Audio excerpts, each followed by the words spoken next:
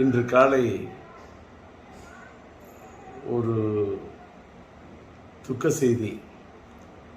என்னோடு சமகாலத்தில் பணியாற்றியவர், தமிழ் திரையுலகத்தில் தனக்கென்று ஒரு தனி முத்திரையை பதித்து தனி கொடி நாட்டியவர், என் இனிய நண்பர், எழுத்தாளர், இயக்குனர் கே. பாக்யராஜ் அவர்களா.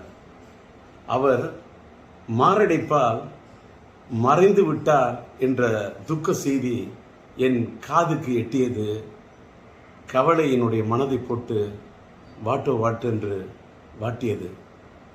காரணம், சமீபத்தில் தான் அவருடைய 50 ஆண்டு காலம் அவர் திரையுலகத்தில் பணியாற்றியவர் ஒரு பொன் விழாவை காண்கிறார் என்று அவருக்கு ஒரு விழா எடுத்தார்கள். அந்த விழாவிலே அவரை பாராட்டுவதற்கு எண்ணற்ற பேர் வந்திருந்தார்கள். நம்முடைய சூப்பர் ஸ்டார் ரஜினிகாந்த் ஐயா அவர்கள் வந்திருந்தார். நம்முடைய ஆந்திர மாநிலத்தினுடைய நட்சத்திரமாக, கொடிகட்டி பறக்கும் நட்சத்திரமாக இருக்கக்கூடிய அண்ணன் மோகன் பாபு அவர்கள் வந்திருந்தார்கள். அந்த விழாவிற்கு நான் வர வேண்டும் என்று என்னை பாக்யராஜ் விரும்பி அழைத்தார். நான் சாதாரணமாக இப்போ எந்த விழாவுக்கும் போகிறதில்ல, தவிர்த்திருக்கேன். ஆனால் என்ன நினச்சேனோ தெரியல.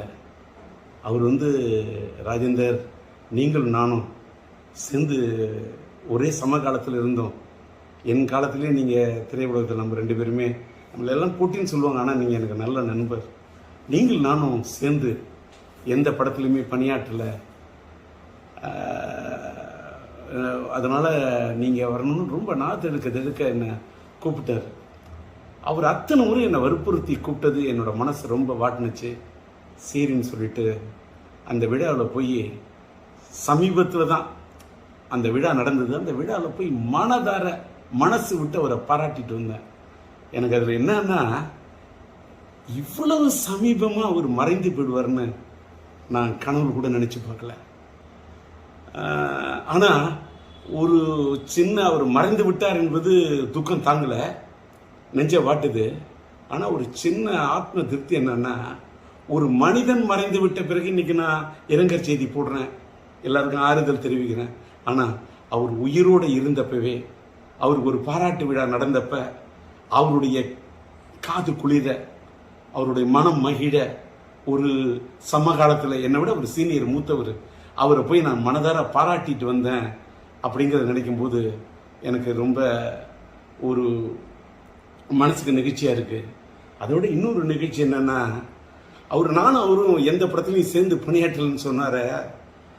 அப்படின்னு சொல்லக்குள்ள என்னுடைய இனிய நண்பர் சாய் ரமணி அவர்கள், இயக்குனர், அவர் இப்போ ஒரு படம் எடுத்துக்கிட்டு இருக்கார், கன்னடத்து பைங்கிலின்னு ஒரு படம்.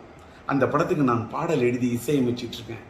அந்த படத்தில் ஒரு கதாநாயகனுடைய தந்தையார் கதாபாத்திரத்திலையும் தாயார் கதாபாத்திரத்திலையும் நம்முடைய கே. பாக்யராஜ் அவர்களையும் பூர்ணிமா பாக்யராஜ் அவர்களையும் நடிக்க வைக்க இருக்கிறேன் என்று அவர் சொல்லிவிட்டு, டி. ராஜேந்தர் பாடலாசிரியர் எழுதி இசையமைக்கக்கூடிய இந்த படத்தில் அவர்கள் இருவரையும் இணைப்பது என்பது எனக்கு ஒரு பெருமைக்குரிய விஷயம் என்று சாய் ரமணி சொன்னார். அந்த படத்தின் படப்பிடிப்பு நடந்து அந்த படப்பிடிப்பு நிறைவடையக்கூடிய சூழ்நிலையில் இவர் இப்படி ஒரு முடிவுரை எழுதி விடுவார் என்று நான் நினைத்து பார்க்கவில்லை.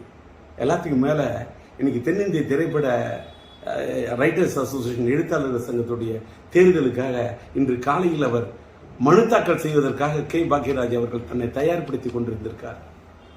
ஆனால் விதி எப்படி விளையாடி இருக்கிறது பாருங்கள். யமலோகத்தில் யார் இவரை கதை திரைக்கதை எழுத, வசனம் எழுத அழைத்தார்கள் என்று தெரியவில்லை. அங்கே சென்று போய் இவர் மனு தாக்கல் செய்து விட்டாரே. இங்கே எழுத்தாளர் சங்கத்தில் நிற்பதற்கு மனு தாக்கல் செய்வார் என்று நினைத்தால் அங்கே போய் மனு தாக்கல் செய்து விட்டார் என்பதை எண்ணிய போது மனது தாங்கவில்லை. எல்லாத்துக்கும் மேல 16 வயதிலே படம், மறைந்துவிட்ட இயக்குனர் இமயம் பாரதி ராஜா அவர்களுடைய முத்திரை படைத்த படைப்பு. அந்த படைப்புலே அவரோடு தூணோடு தூணாக நின்று, தோளோடு தோளாக நின்று, அவரோடு ஒத்துழைத்து, அவரிடத்தில் ஒருங்கிணைந்து பணியாற்றிய ஒரு அற்புதமான ஒரு துணை இயக்குனராக, இணை இயக்குனராக இருந்த பாக்யராஜ் அவர்கள், அவருக்கு இணையாக அத்தனை படங்களில் பணியாற்றியவர். கிடைக்கே போகிற ரயில் என்றும் புதிய வார்ப்புகள் என்றும் சிகப்பு ரோஜாக்கள் என்றும் அத்தனை படங்களில் அவரோடு உடனிருந்து பணியாற்றியவர். அவர் அந்த இயக்குனர் இமயம் சாய்ந்து மறைந்து, அது 10ஆம் தேதி என்று நினைக்கிறேன், 16 நாட்கள் 16 வயதிலே அவரோடு நட்பை ஏற்படுத்திக் கொண்டு பணியாற்றியவர். அவர் பிரிந்து விட்டார், அவரோடு பணியாற்றினேன். அவர் பிரிந்து 16வது நாளிலேயே நானும் பிரிந்து விடுவேன் என்று. இன்னைக்கு 27. இந்த மண்ணை விட்டு பாக்கியராஜ் போறாருன்னா 16 வயதினிலே அந்த படத்துல அதுல இருக்கக்கூடிய எண் 16. தன்னுடைய குருநாதர் மறைந்து நாட்கள் எண்ணி 16. அதில் என்னை விட்டு சென்று விட்டாயே என்று போய்விட்டாரே, தாங்கவில்லை. சுவரில்லாத சித்திரங்கள். அவர் எடுத்த படம் சுவரில்லாத சித்திரங்கள். இன்றைக்கு சுவர் இல்லாவிட்டால் சித்திரம் இருக்காது. நீ இல்லாவிட்டால் தமிழ் உலகத்தில் எங்கே சித்திரங்கள் இருக்கும்? நீ எடுத்த படம் ஒருகை ஓசை. ஏன் இவ்வளவு திடீரென்று நினைத்து விட்டாய்? நின்று விட்டது உன் குரல் ஓசை. நீ எடுத்த படம் மௌன கீதங்கள். எங்களை பாட வைத்து விட்டு சென்று விட்டாயே, ஏன் சோக கீதங்கள்? நீ எடுத்த படம் தூரல் நின்று போச்சு. எதற்காக இன்றைக்கு உன்னுடைய மூச்சு நின்று போச்சு? நீ எடுத்த படம் முந்தானை முடிச்சு. ஏன் நிறுத்தி கொண்டாய் நீ விடுகின்ற மூச்சு? எங்கே நின்றது உன் பேச்சு? தாங்கவில்லையே, துக்கம் தாழவில்லையே, எங்கே போய் சொல்வது? அதனால் நீ மறைந்து விட்டாய் என்ற செய்தி கேட்டவுடன் அது ஈட்டி போல் அது என் இதயத்தை தாக்கியது. அதனால் என்னுடைய துக்கத்தை எங்கே போய் சொல்வது? உம்மை இழந்து வாடக்கூடிய உன்னுடைய இல்லத்தாருக்கும் இந்த திரையுலகத்தை சார்ந்தவர்களுக்கும் என்னுடைய ஆறுதலையும் ஆழ்ந்த இரங்கலையும் தெரிவித்துக் கொள்கின்றேன். கலை உலகத்து ரசிக பெருமக்களுக்கு, தென்னிந்திய திரையுலகத்துக்கே, என் இந்திய திரையுலகத்துக்கே நீ பெரிய திரைக்கதை ஆசிரியர். உன் இழப்பு ஈடு செய்ய முடியாத இழப்பாகும். உம்மை இழந்து வாடக்கூடிய ரசிக பெருமக்களுக்கும் என்னுடைய ஆறுதலையும் ஆழ்ந்த இரங்கலையும் தெரிவித்துக் கொள்ளுகின்றேன்.